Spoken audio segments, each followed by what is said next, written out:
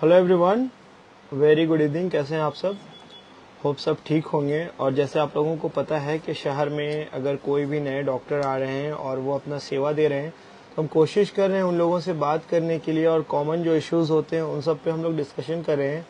अभी हमारे साथ डॉक्टर अरुण कुमार पांडे सर है। सर, बहुत स्वागत है आपका।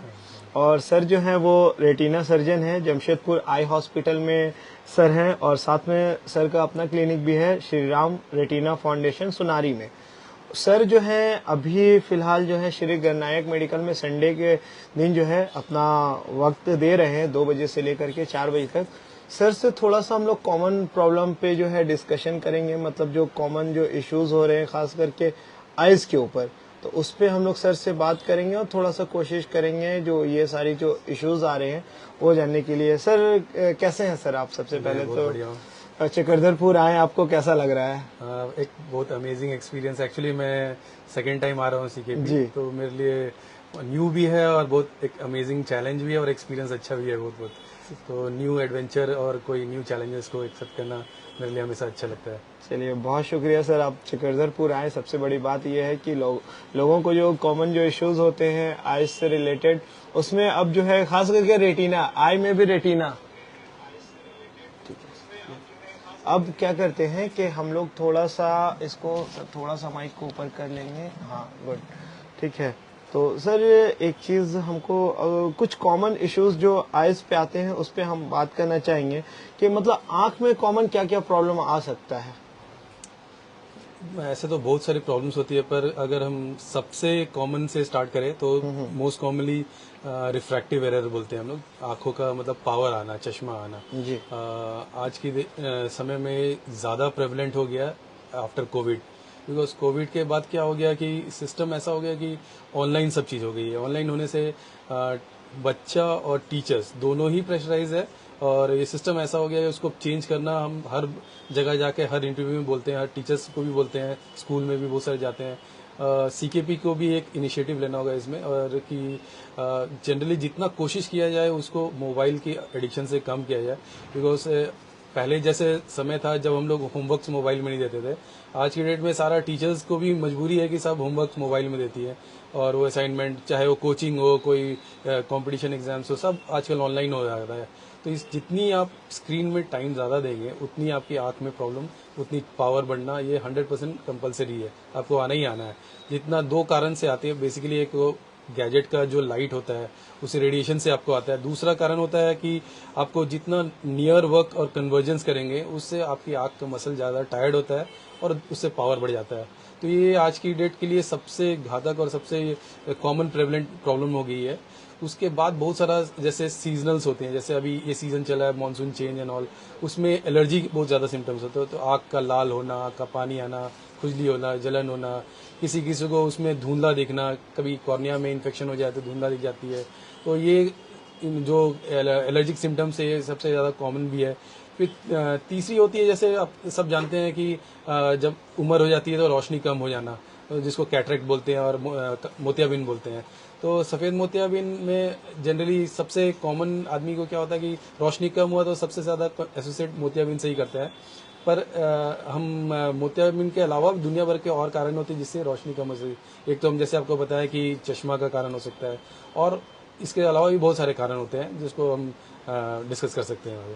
सर कुछ चीजें देखने को आती हैं कि लोगों का रोशनी के कम होने के क्या क्या कारण हो सकते हैं। हाँ, जैसे हम अभी बताएं कि एक तो चश्मा है, हाँ। पावर है, आप मोबाइल चलाते थे उसमें आ गया, या फिर एक जन्म से ही आता है जिसको मायोपिया बोलते हैं। माँ बाप को अगर हाई पावर है तो बच्चे को आना संभाविक बहुत ज्यादा चांसेस होती है, तो उसको हम कंजेनाइटल मायोपिया बोलते हैं, जन्म से आ जाती है। दूसरा है कंजेनाइटल, बहुत सारा फैमिली प्रॉब्लम्स होती है, जैसे रतौंधी की प्रॉब्लम, जिसको माँ बाप को अगर किसी को भी है या खानदान में किसी को भी है तो बच्चे को ट्रांसमिट होने का चांस अराउंड 70-80% होता है, तो वो आ जाती है। फिर अगर मान लीजिए जैसे रोशनी कम, दो तरीका का अगर बांटेंगे, एक धीरे धीरे रोशनी कम होना और एक अचानक से रोशनी कम अचानक होना। से जो रोशनी तो जो अचानक से रोशनी जैसे कम होती है, जैसे मैं अपने इंट्रोडक्शन में जैसे बताया कि मैं रेटिना सर्जन हूँ, सारी रेटिना प्रॉब्लम और जितनी भी पीछे की लेंस की पीछे की जितनी प्रॉब्लम है सब में रोशनी जल्दी खत्म हो जाती है। जैसे मान लीजिए हम अगर बाहर से स्टार्ट करते हैं तो सबसे पहले पर्दे के रेटिना का प्रॉब्लम में क्या होती है, अगर ब्लड आ जाए तो उसको हम विट्रस हेमरेज बोलते हैं। तो उसमें क्या होगा, तुरंत अचानक से आपको दिखेगा कि आंख के सामने काला काला घूम रहा है और रोशनी पूरा कम हो गया है, और पेशेंट को पूरा बोलेगा कि मेरे आंख के सामने पूरे काला हो गया। एक होता है सिर्फ काला काला मक्खी जैसा इधर से इधर घूम रहा है, उसको हम लोग फ्लोटर बोलते हैं। वो एक नॉर्मल एजिंग प्रोसेस है जो 50 के बाद किसी को भी हो सकती है। कभी कभी वो फ्लोटर्स जो होता है वो छोटा होता है और बीच में होता है तो बहुत ट्रबलसम होता है, और ऐसे उसको दिखलाना चाहिए, क्योंकि हर फ्लोटर रेटिना को कुछ इंजुरी करने का रिस्क रहता है। वो आप जब तक कि आप उसको दिखलाएंगे नहीं कि उसमें कोई रेटिना में खिंचाव हुआ है कि नहीं, तब तक आपको पता नहीं चलेगा। और छोटा सा छेदा हो जाएगा, और आप अगर उसको ट्रीट नहीं करेंगे तो वो पर्दा उखड़ जाएगा। एक बार आपका पर्दा उखड़ जाए, जनरली क्या होता है ओल्ड एज में अगर पर्दा उखड़ता है तो आदमी को पता भी नहीं चलता है, क्योंकि वो सोचता है कि उसको पहले से मोतिया भी ना, चलो हम 2 महीना बाद कराएंगे या 3 महीना बाद कराएंगे। अब उस 2 महीना 3 महीना में जो रेटिना में सिकुड़न हो जाती है, आपको ये बेसिकली समझना बहुत जरूरी है कि जो सफेद मोतियाबिंद जो होता है, जो कैटरेक्ट जिसको हम लोग बोलते हैं, वो एक निर्जीव चीज है, मतलब उसको अब डेड चीज है, उसको हम काट करके हटा देते हैं ऑपरेशन से, और उसके बदले एक प्लास्टिक वाला लेंस डाल देते हैं। तो उसको अब इमरजेंसी कभी नहीं होती है, रेयरली बहुत इमरजेंसी होती है। पर जो रेटिना प्रॉब्लम होती है वो इमरजेंसी, क्योंकि रेटिना लिविंग थिंग है। आप उसको सही समय पर इलाज नहीं करेंगे, मान लीजिए आप छोड़ दिया 2 महीना 3 महीना 4 महीना, तो जो रिजल्ट आप तुरंत 3 4 5 दिन सप्ताह भर के अंदर में आएगा, वो 3 महीना बाद कभी भी नहीं आएगी, क्योंकि बहुत सारे सेल्स जो होती हैं, हम रेटिना को बेस्ट पॉसिबल ट्रीटमेंट भी दे, चाहे रेटिना जोड़ दे या ब्लड हटा दे, फिर भी उसमें जो सिकुड़न एक बार आ जाएगी तो 100% रिजल्ट कभी नहीं देगा। जैसे आप मोतियाबिंद होती है वैसे रोशनी नहीं आएगी। इसीलिए रेटिना प्रॉब्लम्स के लिए एकदम अर्ली ट्रीटमेंट। दूसरा चीज, नर्व प्रॉब्लम, आंखों की नस में आप गए, अचानक से बोलेगा कोई पेशेंट कि मेरा आधा हाफ नहीं दिख रहा है, अचानक से मेरे को सुबह दिख रहा था, शाम में रोशनी गायब हो गया, मेरे को ऊपर हाफ नहीं दिख रहा, लेफ्ट हाफ नहीं दिख रहा, राइट हाफ नहीं दिख रहा, ऐसे ऐसे बहुत सारे सिम्टम्स आती हैं। तो उसमें नर्व की ब्लॉकेज होना बहुत सारा कॉमन प्रॉब्लम है। तो इसको जब तक कि हम लोग देखेंगे नहीं, और आप सही 2 घंटा, मतलब बेसिकली हम लोग बोलते हैं 6 आवर गोल्डन रूल, अगर 6 आवर्स के अंदर में आए तो बहुत अच्छा इलाज है। पर फिर भी अगर आप 2 से 3 दिन के अंदर में दिलाए तो आपको 90-95% रिकवरी आराम से हो जाएगा। पर यही चीज अगर आप सप्ताह 10 दिन के बाद जाए तो पूरा एक्चुअली गॉड का भरोसा हो जाती है कि कितनी रोशनी उसमें, कितनी नर्व सेल जिंदा बची है। जैसे मैंने बताया अभी रेटिना लिविंग थिंग है, सेम नर्व भी लिविंग थिंग है। एक बार जितनी नर्व डैमेज, वो कभी भी वापस कोई भी दवाई से नहीं आएगी। तो मतलब जैसे ही आपको इश्यू हुआ तुरंत डॉक्टर के पास भाग के जाना है? डॉक्टर के पास जाना है।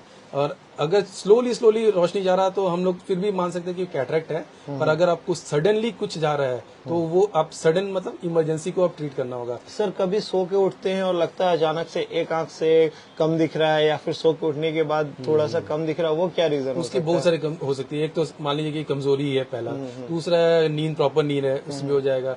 अचानक से होना जैसे हो गया है तो हम जैसे बोले कि ब्लड आ गया है आंख में, अचानक कभी से आंख दब भी जाता है सोने में, उसके वजह उससे से भी हो सकती है, उससे भी हो सकती है, बहुत सारे कारण से हो सकती है। आंख दबा हुआ है, आंख टायर्ड है, पूरा रात भर हमने मोबाइल चलाया है, लैपटॉप चलाया है, उससे हमारा आंख थक जाए और मसल टायर्ड हो जाती है ना, तो जैसे सब नॉर्मल भी रहेंगे तभी आपका एफिशिएंसी अच्छा नहीं होगा, तो आपको सब धुंधला दिखेगा। तो इसके लिए बेस्ट है कि मतलब स्क्रीन टाइमिंग कम करना होगा और नींद पूरा। बिल्कुल बिल्कुल, मैं सबको यही बोलता हूँ कि बड़े जितने बच्चे जितने भी है, आईटी प्रोफेशनल, सबको basically judicious use of screen time करना है पहला, और उसको यूज भी करना है तो बहुत जुडिशियसली यूज करना है। क्योंकि जैसे क्या होता है कि हम सबको समझाते हैं कि 20 मिनट का रूल है। बेसिकली अगर आप 20 मिनट आप देखते हैं कोई भी सिस्टम को, कम से कम 2 मिनट आंख को रेस्ट देना है उसके बाद, और उसको आप थोड़ा सा अपने आप को रिहाइड्रेट कर लीजिए, पानी वानी पी करके, थोड़ा आंख को फ्रीक्वेंटली ब्लिंक करते रहिए। और जो भी सिस्टम आप यूज, चाहे आप मोबाइल, लैपटॉप जो भी यूज कर रहे हैं, अच्छा होता है। मोबाइल सबसे ज्यादा, मैं सबको अगर सीवियरिटी वाइज बोलूं तो मोबाइल सबसे ज्यादा खतरनाक चीज है। उससे थोड़ी कम खतरनाक लैपटॉप है, क्योंकि 2 कारण होते हैं। एक तो आपकी मोबाइल की फॉन्ट साइज बहुत छोटी होती है, और आप एकदम बहुत नजदीक अपने पास रखते हैं, तो जितना हम नजदीक रखेंगे उतनी हमारी muscle converge, minimum 1 arm distance या उससे थोड़ा सा ज्यादा अगर हम रखें, और उसकी फॉन्ट साइज थोड़ी बड़ी होती है, थोड़ा उससे कम साइड इफेक्ट है। टीवी उससे ज्यादा और कम साइड इफेक्ट देता है आपको। तो सबसे अगर कम साइड इफेक्ट बोले टीवी, उसके बाद मोबाइल, उसके बाद लैपटॉप, और सबसे डेंजरस चीज है मोबाइल, जिसको हम अवॉइड करना चाहिए। अगर आप मोबाइल यूज भी कर रहे हैं तो उसको थोड़ा सा जो कंफर्ट मोड दिया है जो मोबाइल का जो देखने के लिए, उसमें वो आप कर सकते हैं। सर वही मैं बात करना चाह रहा था, ये आई कंफर्ट मोड जो है सभी फोन में अवेलेबल होते हैं, लेकिन मुझे लगता है कि 90% लोग इसको यूज नहीं करते हैं। ये क्या होता है सर, और उसको यूज करने से क्या फायदा होता है? बेसिकली हर कोई भी एंड्रॉइड, एप्पल, जो भी आप फोन यूज कर रहे हैं, सब में ये फीचर्स दिया रहता है। स्पेशली आज की जनरेशन के लिए बहुत इंपॉर्टेंट है, क्योंकि हम लोग मैक्सिमम टाइम कुछ भी और नहीं हो उसमें मोबाइल में बिताते हैं। तो अगर इसे कंफर्ट मोड दिया है, आप अगर इसको यूटिलाइज नहीं करें तो हम लोग बहुत बड़ा गलती कर रहे हैं, हमारे आईज के साथ बहुत हार्म है इसी। तो एक मोड है, देखिए इसमें मतलब क्या है बेसिकली इस मोड को बनाने का, कि हम लोग को ब्राइटनेस आंख में ज्यादा नहीं आया, क्योंकि रेडिएशन तो आएगा ही आएगा, पर इतना ब्राइट लाइट नहीं आया कि हमको पूरा रेटिना और नर्व को डैमेज करे, क्योंकि हम लोग बोलते हैं फोटो टॉक्सिक है सब चीज, ये सारा जितनी भी हमारे रॉड्स कोन्स रेटिना में होती है वो सब उसमें डीजनरेशन करता है। तो जितनी लाइट हमारे रेटिना में कम पड़े उतनी हमारी आंख को ज्यादा लेस हार्म होगा। तो इसीलिए इसके लिए आई कंफर्ट मोड बनाया गया है, मोबाइल में भी है, लैपटॉप अगर हम यूज करते हैं तो उसको 20 to 30% डिफॉल्ट सेटिंग में लाइटिंग रख दीजिए आप, और डिस्टेंस रखिए जितना उतना अच्छा है। सर अभी देख रहा हूँ कि छोटे बच्चों में चश्मा लगने का एकदम आम हो गया है, बहुत छोटे छोटे बच्चे हैं चश्मा लगा रहे हैं, वो क्या रीजन है, उससे बचने का क्या उपाय है? जैसे मैंने आपको पहले बताया कि पोस्ट कोविड क्या हो गया, सब एक मजबूरी टाइप की हो गई है, टीचर्स को भी और बच्चे लोग को भी, और एक प्रचलन हो गया है कि सब चीज मोबाइल में होगा, चाहे असाइनमेंट बनाए, स्कूल में भी पढ़ाएगा तो ऑनलाइन भी पढ़ा रहा है, वो जनरेशन जो हम लोग अभी आ रहा है कि सब ऑनलाइन हो रहा है। तो इससे क्या है, बचना के लिए दोनों को सोसाइटी में हम लोग को चाहिए कि हम लोग पेरेंट्स को भी टीच करें, टीचर्स को भी करें, कोऑर्डिनेट करें, और बच्चे को भी, तीनों को, क्योंकि बच्चे को समझाना थोड़ा मुश्किल है, बच्चे को इजीली डिस्ट्रैक्ट होता है सब चीज से। तो हम लोग को एक टीम एफर्ट चाहिए, बेसिकली पेरेंट्स, टीचर्स और जो किड्स है उसको साथ में, और डॉक्टर्स को भी हर एक स्क्रीन करना है। और कि आपके देखिए आंख में अगर मसल यूज करता है दोनों बच्चा लोग में क्या होती है, चश्मा का बहुत देर में पता चलता है, क्योंकि हम लोग आंख का दोनों मसल यूज करते हैं, और बच्चे की आंख की मसल बहुत स्ट्रांग होती है। तो उसको अगर कम भी दिखता है, उसको अगर आप स्क्रीन नहीं कराएंगे तो पता ही नहीं चलेगा, क्योंकि वो दोनों आंख की मसल से वो फिर भी पढ़ लेता है, ब्लैकबोर्ड दिख जाता है। इसीलिए गवर्नमेंट ने एक प्रोग्राम रखा है, इसका नाम है स्कूल विजन स्क्रीनिंग प्रोग्राम, जो कि बहुत ही रेयरली बहुत सारे स्कूलों में होता है, और कंपलसरी है हर स्कूल में करना, पर बहुत ही कम स्कूल होंगे इंडिया में जो करते हैं सीरियसली ये चीज।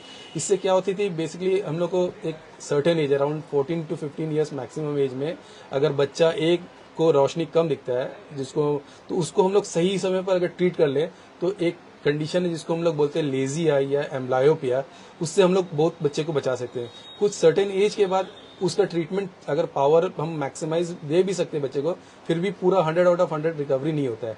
इसीलिए स्कूल में एक बार स्क्रीन करना, जब भी बच्चा स्कूल गोइंग एज है उसमें कंपलसरी हो गया। आज की जनरेशन में इसकी और ज्यादा अहमियत बढ़ गई है। तो वो जो है अभी कम देखने को मिल रहा है। बिल्कुल बिल्कुल, कोई कर ही नहीं रहा है स्कूल विजन स्क्रीनिंग।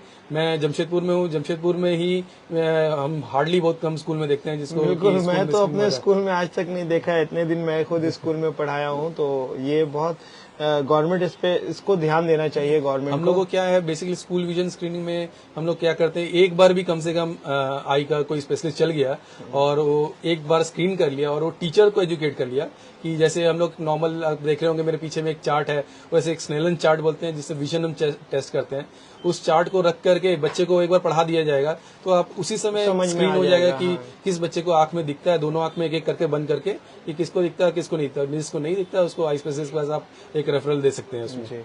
सर अभी हम लोग इसको स्क्रीनिंग कैसे करेंगे सर? इसको जो है हम लोग हमारे आंख में जो प्रॉब्लम आती है तो हम लोगों को समझ में कैसे आएगा, क्योंकि दोनों मसल्स काम करते हैं, दोनों आइज काम करते हैं। तो देखिए इंडिया में बहुत ही जो रेगुलर चेकअप जो वर्ड है ना उसका बहुत कम प्रचलन है। डरते हैं लोग। हाँ, बिल्कुल रेगुलरली कुछ नहीं दिखलाते हैं जब तक कि अंटिल बीमारी को बहुत बढ़ा करके नहीं कर दे, जब कुछ खराब हो जाए और कुछ नहीं अभी इलाज होने लायक है तभी आते हैं।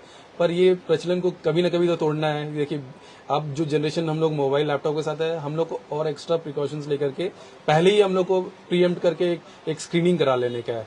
देखिए हमारा बच्चा को अगर ज्यादा टाइम दे रहे हैं मोबाइल लैपटॉप में 2 से 4 घंटा, आप मान के चलिए कि आपको चश्मा लगने ही लगना है। आज नहीं लग रहा है, 6 महीना नहीं, 2 साल 3 साल लगने ही लगना है। ये कंपलसरी है क्योंकि रेडिएशन से जितनी डैमेज होती है वो किसी से और से नहीं होती है। तो इसीलिए एक मान लीजिए कि आपका बच्चा का स्क्रीन टाइम 2 से 3 घंटा है और रेगुलर बेसिस पर है, तो उसको आप एक रेगुलर साल भर में मिनिमम एक स्क्रीन करा लेंगे तो आपको पता चलेगा। क्योंकि हम जैसे बताएं कि बच्चा को बहुत लेट पता चलता है कि उसको आंख में नहीं दिख रहा है, या तो फिर टीचर कंप्लेन करेगी अरे बच्चा जब पीछे बैठा है उसको नहीं दिख रहा है।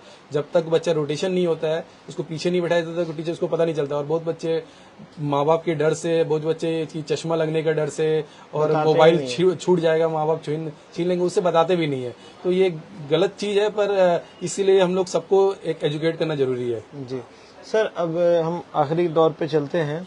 और थोड़ा सा ये बताएं कि जैसे आप यहाँ पे आ रहे हैं तो अभी गन्नायक मेडिकल में हैं, तो इनके पास अब तक जो है वो मतलब आई टेस्टिंग का सेटअप नहीं है, तो कैसे यहाँ पे टेस्ट करते हैं आप? देखिए, अभी तो जैसे स्टार्ट हो रहा है कोई चीज भी, उसको टाइम लगता है, पर मैं जमशेदपुर से आता हूँ, मैं अपनी पूरी जो आई का यूनिट है वो ऑलमोस्ट पूरा लेके आता हूँ। वही मैं देख रहा हूँ इधर के पूरा सेटअप यहाँ पे मौजूद है। चश्मा वाला है और पेशेंट को देखने के लिए स्लिट ये जो मशीन सर जो आप इससे मैं बेसिकली मैं तो रेटिना सर्जन हूँ, तो मैं इससे पूरा आगे से पीछे पूरा देख सकता हूँ, कॉर्निया से लेकर रेटिना लेंस सब चीज देख सकता हूँ।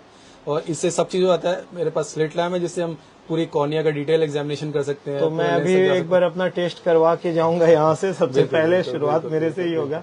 तो इससे मतलब ये जो गैजेट्स आपके पास है, बहुत सारे लोग देखते भी होंगे कि ये क्या है, इसको इसको थोड़ा सा डिटेल कर दे सर।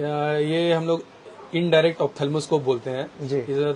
इनडायरेक्टली हम लोग व्यू करते हैं, इसीलिए इसका नाम है इनडायरेक्ट। एक्चुअली हम लोग ये लेंस है 20 डायोप्टर लेंस, इसको पेशेंट के आईज के ऊपर लगा देंगे। एक बेसिकली एक मैग्नीफाइंग ग्लास बोल सकते हैं। तो पेशेंट के हम लोग आईज के ऊपर लगाएंगे और हम पूरे आगे से लेके पीछे, हम एंटीरियर सेगमेंट से लेके पोस्टीरियर सेगमेंट पूरा दिख जाएगा, पूरा हम लोग देख सकते हैं। अगर हमको एंटीरियर देखना है तो आगे रखेंगे और पोस्टीरियर देखना है तो हम पूरा लेंस से पीछे जितनी भी रेटिना, नर्व, विट्रस सब हम देख पाते हैं। अभी टेस्ट करके दिखा सकते हैं? बिल्कुल बिल्कुल।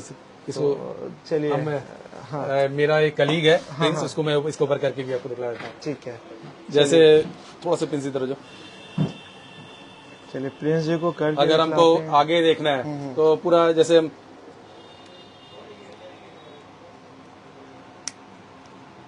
तो ये देखिए यहाँ पे टेस्टिंग हो रहा है और रेटिना जो है पूरा सर को यहाँ से समझ में आ जाएगा कि क्या इश्यूज हैं इसमें। जैसे हम देख रहे हैं पूरा आगे से ही हमको पता चल जाएगा। हम जैसे पेशेंट कोई भी एग्जामिन करते हैं तो पहले आगे से लीड में कोई बीमारी है, व्हाइट वाला जिसको हम कंजंक्टिवा बोलते हैं, ब्लैक वाला कॉर्निया, उसमें कोई बीमारी है, फिर पीछे उसकी लेंस आती है, क्या लेंस में कोई बीमारी है, कोई मोतियाबिंद हुआ है या कुछ नहीं हुआ। उसके बाद हम उसको पीछे घुसते हैं, पीछे बिल्कुल पीछे जाते हैं। पीछे लेंस के पीछे विट्रस कैविटी आता है जिसमें हमारा फ्लूइड होता है, जितनी आंख का शेप होता है विट्रस के चलते होती है, उसको हम देख लिए। फिर उसके बाद रेटिना आ जाती है, पूरा 360 डिग्री हम रेटिना को इसमें इवेल्युएट कर सकते हैं। और रेटिना के बीचों बीच ऑप्टिक नर्व होती है जो आईज को ब्रेन के साथ जोड़ती है। जितना भी चीज हम देखते हैं वो उसका सारा इमेज ब्रेन पर पहुंचता है, फिर ब्रेन उस इमेज को वापस हम पर आई तक पहुंचाता है और हम फिर उसी को परसीव कर सकते हैं। अगर इनडायरेक्ट हुआ, इनडायरेक्ट वे है देखने का। एक इसी तरह का डायरेक्ट ऑप्थेल्मोस्कोप है, बेसिकली वो अब आउटडेटेड प्रोसीजर है, वो पहले जमाने ये जो है ये पूरा लेटेस्ट है। बेसिकली इनडायरेक्ट से ही हम लोग सब चीज देखते हैं और डायरेक्ट से अब रेयरली, क्योंकि डायरेक्ट का थोड़ा साइड इफेक्ट ये है कि पेशेंट का बहुत क्लोज जाना पड़ता है। दूसरा चीज है मान ली फीमेल पेशेंट थोड़ा ऑफेंडेड हो जाती है। दूसरा चीज है उसमें व्यू जो होती है बहुत छोटी होती है, इसमें मैग्नीफाइड व्यू होती है। सर अभी क्या रिजल्ट मिला इनको देख करके? बिल्कुल नॉर्मल है, इसकी आईज बिल्कुल नॉर्मल है। चलिए सर, बहुत शुक्रिया आपका, आपने इतना सारा समय दिया। अब हम जो लोग भी जिनको भी आईज में किसी तरह के और नॉर्मल जो कॉमन एरर्स होते हैं, जैसे थोड़ा कम दिखना, वो सारी चीजों को आपको वो दिखा सकते हैं। बिल्कुल सब चीज, जैसे देखिए आदमी को सब चीज को बेसिकली चश्मा आदमी को पता है, रोशनी कम होने की जैसे बहुत सारी संभावना होती है। किस किस पेशेंट को देखना दिखाना चाहिए हमेशा रेगुलरली बेसिस में, वो जानना भी बहुत जरूरी है। एक तो जैसे स्कूल गोइंग चाइल्ड, एक बार स्क्रीन करा लीजिए आप। पेशेंट जो 40 साल से ऊपर है, सबको नजदीक का चश्मा लगता है, उसको हम लोग प्रेस बायोपिया बोलते हैं। उसको स्क्रीन करनी है, आप बोलेंगे अरे मैं थोड़ा दूर करके देखना अच्छा दिख रहा है, नजदीक में अच्छा नहीं दिख रहा, उसको भी 40 के बाद स्क्रीन करना पावर के लिए। 40 के बाद बहुत सारी बीमारियां आ जाती है, जैसे आपको ग्लोकोमा आने का चांसेस होता है, काला मोतियाबिंद जिसको बोलते हैं। एक तो सफेद मोतियाबिंद हो गया जिसको कैटरेक्ट बोलते हैं, काला मोतियाबिंद जिसको ग्लोकोमा बोलते हैं, 40 के बाद बहुत कॉमन है। पेशेंट जिसको डायबिटीज है, डायबिटीज में क्या होती है, जैसे आप जानते होंगे डायबिटीज शरीर के हर भाग को अफेक्ट कर सकती है। आई को भी अफेक्ट करता है, हार्ट को, लंग को, किडनी को, सबको अफेक्ट कर सकता है, नर्व को, जितनी भी चीजें। तो आईज में क्या होती है, स्पेसिफिकली रेटिना में ब्लीडिंग करा देती है इसको, और उसमें सूजन हो जाती है रेटिना, जिसको हम लोग डायबिटिक मैकुलर एडिमा बोलते हैं। इस डायबिटीज का रेटिना का अफेक्ट करने वाला कंडीशन में डायबिटिक रेटिनोपैथी बोलते हैं, जो बहुत ही आज के डेट में आप जानते ही होंगे कि 4 में से 1 आदमी इंडिया में डायबिटिक है। तो जितनी भी डायबिटीज पेशेंट है, उस पेशेंट को तो कंपल्सरीली आपको एक बार एनुअल मिनिमम स्क्रीन करना होता है, जिसको कुछ नहीं है प्रॉब्लम। और जिसको प्रॉब्लम है उसको 6 मंथली, 9 मंथली, 3 मंथली उसको सीवियरिटी के हिसाब से बनाया गया है।